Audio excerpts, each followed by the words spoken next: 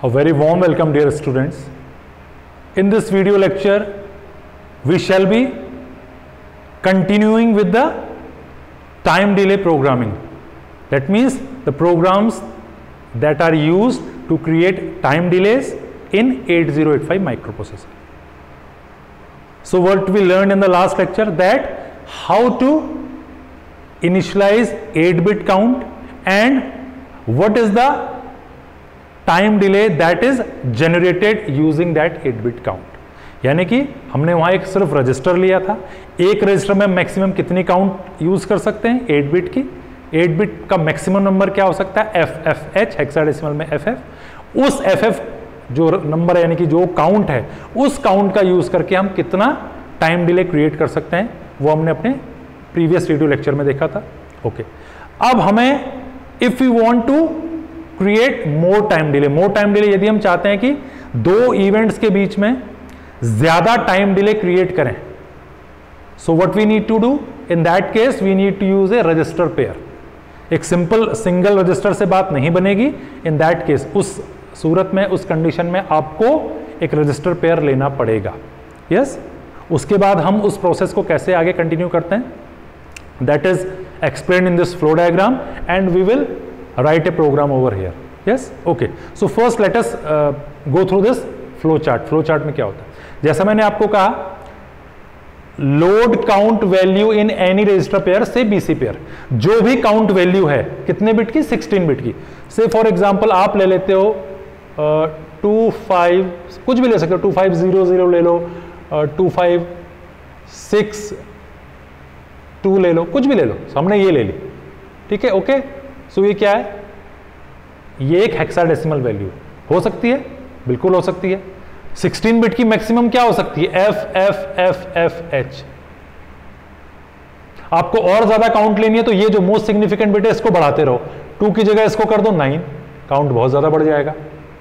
Yes, और ज्यादा बढ़ाना तो क्या कर दो, और ज्यादा कर दो। तो कैलकुलेशन करना है, सपोज हम 9562 लेते हैं, क्या कितना लेते हैं 9562, या आप कहिए एक तरीके से, क्योंकि हमें कैलकुलेट करना पड़ेगा, जब हेक्साडेसिमल को हम कैलकुलेट करेंगे डेसिमल में, then in that case 16 into 16 करेंगे, तो इन दैट केस आप इसको, चलिए कोई बात नहीं 9 ही ले लेते। Okay, so this is the maximum count that we can take in 16 bit. हमने ले लिया 9562 हेक्साडेसिमल। उसके बाद हम क्या करते हैं, काउंट से लोड कर दिया, किसको लोड कर दिया, हमने BC रजिस्टर पेयर ले लिया। ओके, तो यहां पर हम प्रोग्राम भी साथ के साथ बनाते चलते हैं। हम क्या लिखेंगे यहां पर प्रोग्राम में, बताइए आप। इसके लिए MVI इंस्ट्रक्शन यूज नहीं होगी, क्यों, क्योंकि यहां 16 बिट का डेटा आपने लोड करना है। किस में लोड करना है, BC रजिस्टर पेयर में। जब हम HL रजिस्टर पेयर में लोड करते हैं तो हम क्या यूज करते हैं, LXIH। LXIH में क्या होता है, जो 16 बिट का डेटा होता है वो HL पेयर में लोड होता है। अब 16 बिट का डेटा हमने BC पेयर में लोड करना है तो क्या इंस्ट्रक्शन यूज करेंगे, LXIB। तो विच इंस्ट्रक्शन हम यूज करेंगे, विल बी यूज LXIB, और उसके आगे जितनी भी काउंट है 16 बिट का डेटा वो यहां लिख देंगे 9562H, ठीक है।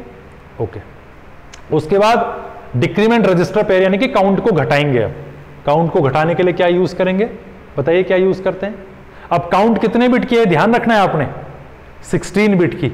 और जब हम घटा रहे हैं तो किसको घटा रहे हैं, हम सिंगल रजिस्टर को नहीं घटा रहे। अगर हम एक ही रजिस्टर को घटाएंगे, उसकी काउंट को डिक्रीमेंट करेंगे तो हम DCR यूज करेंगे। लेकिन जब हम रजिस्टर पेयर की काउंट को डिक्रीज करते हैं या डिक्रीमेंट करते हैं तो कौन सा इंस्ट्रक्शन यूज करते हैं, DCX। यस, क्या यूज करेंगे, DCX। DCX किसको किसको घटा रहे हो आप, रजिस्टर पेयर कौन सा है, BC है, तो BC दोनों नहीं आते, रजिस्टर पेयर में से पहला रजिस्टर आता है, तो DCXB। कौन सी इंस्ट्रक्शन यूज करेंगे, DCXB।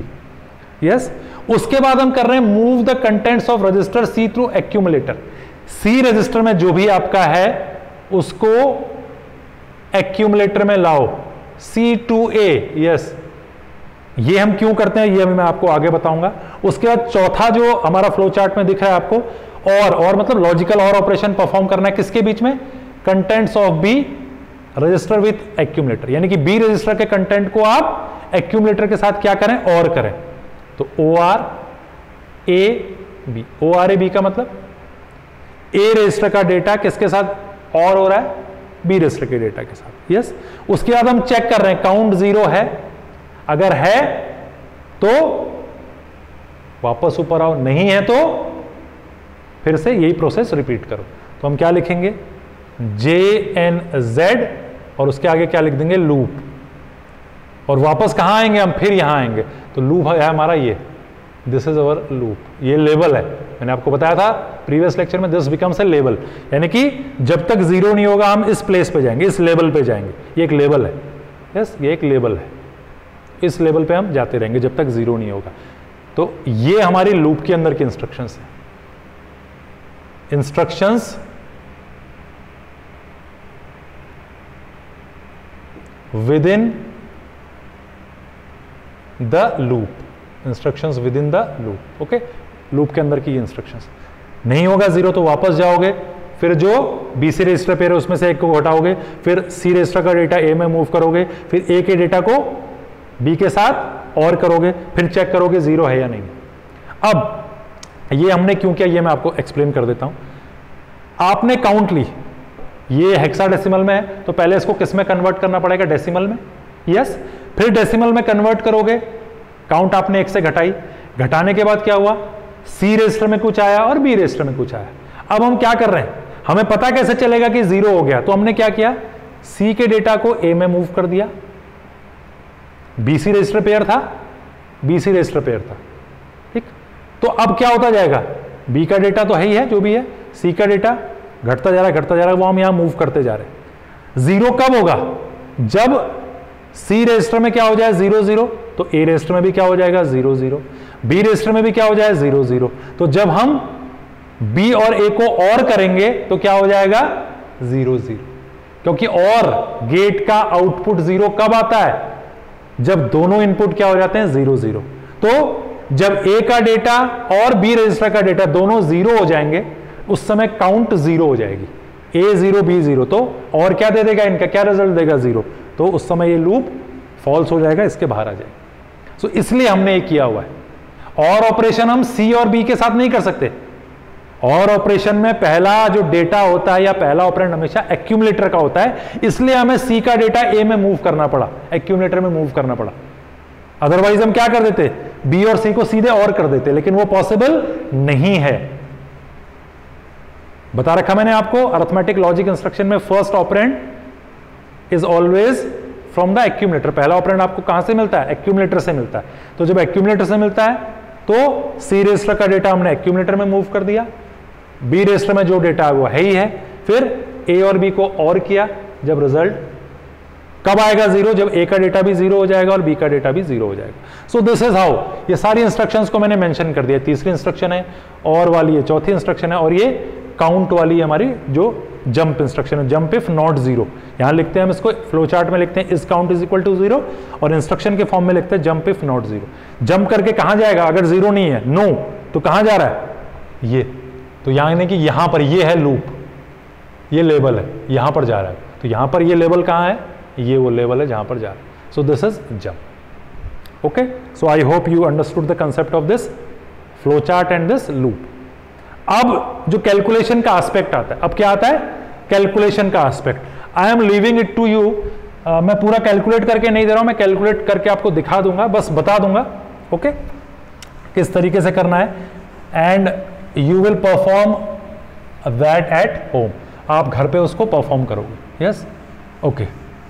अब हम देखते हैं कि इन इंस्ट्रक्शंस, ये इंस्ट्रक्शंस विद इन लूप मैंने लिख रखा, मैं यहां पर लिख देता हूं कि इन इंस्ट्रक्शंस को एग्जीक्यूट होने में कितना टी स्टेट्स की जरूरत है। इस इंस्ट्रक्शन के लिए LXIB, इसके लिए होती है 10 टी स्टेट्स। कितनी T states, 10 T states. DCXB के लिए होती है, मैं यहां पर जगह नहीं है तो यहां पर लिख रहा हूं 6 T states. Move C to A 4 T states. ORAB 4 T states. JNZ loop 10 T states. Okay, तो सिर्फ ये इंस्ट्रक्शन है जो लूप के बाहर की है, और ये चारों इंस्ट्रक्शंस लूप के अंदर की हैं। तो जो लूप के अंदर की इंस्ट्रक्शंस होती है, यानी कि विद इन लूप जो इंस्ट्रक्शंस होती हैं, वो कितनी बार एग्जीक्यूट होती हैं, जितनी बार लूप चलता है। एक बार लूप चला तो ये एक बार एग्जीक्यूट होगी, 2 बार लूप चला तो सारी इंस्ट्रक्शंस दूसरी बार एग्जीक्यूट होंगी, 3 बार लूप चला तो ये 3 बार एग्जीक्यूट होंगी। 500 बार लूप चला तो सारी इंस्ट्रक्शंस 500 बार एग्जीक्यूट होंगी। 2000 बार लूप चला तो इंस्ट्रक्शंस 2000 बार एग्जीक्यूट होंगी। 20,000 बार लूप चला तो इंस्ट्रक्शंस 20,000 बार एग्जीक्यूट होंगी। समझ में आ गई बात? ओके, तो अब फिर वही आ गया टोटल टाइम। टोटल टाइम जो consumed, total time consumed in the program, program में कितना टाइम कंज्यूम हुआ, is equal to outside loop और inside loop.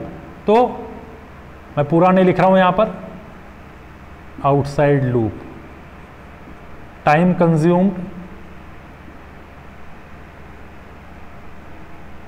Plus time consumed within loop, within यानी कि लूप के अंदर।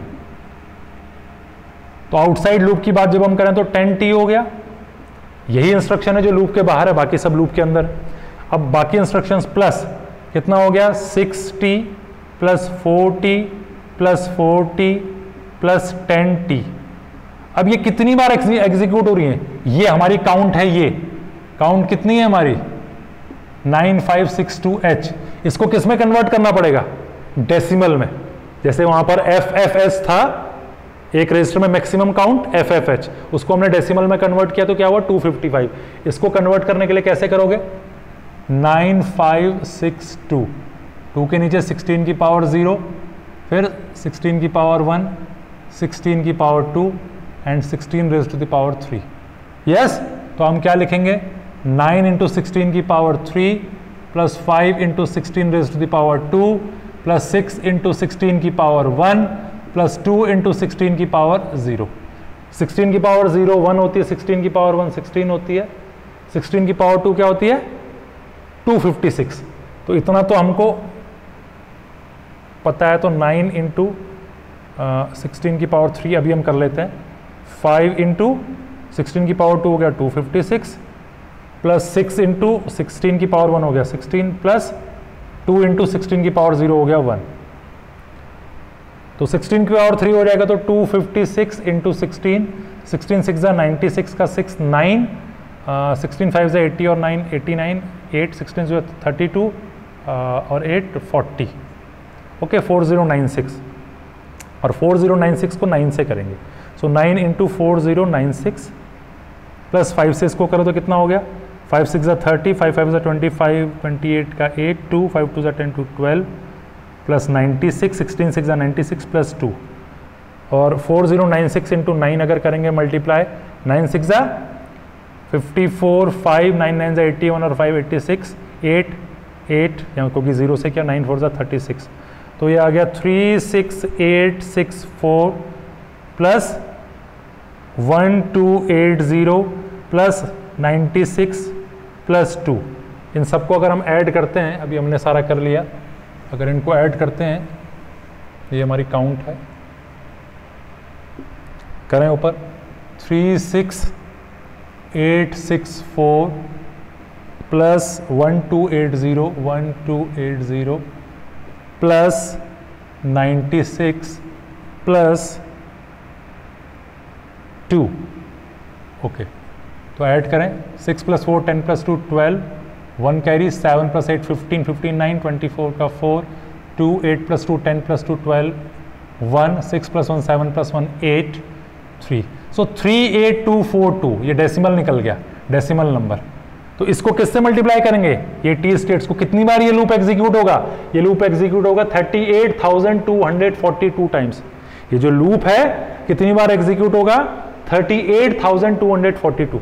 तो इसको मल्टीप्लाई करोगे 38,242, तो हो गया 10t plus 6 plus 6 plus 4 10, 10 plus 4 14, 14 plus 10 24।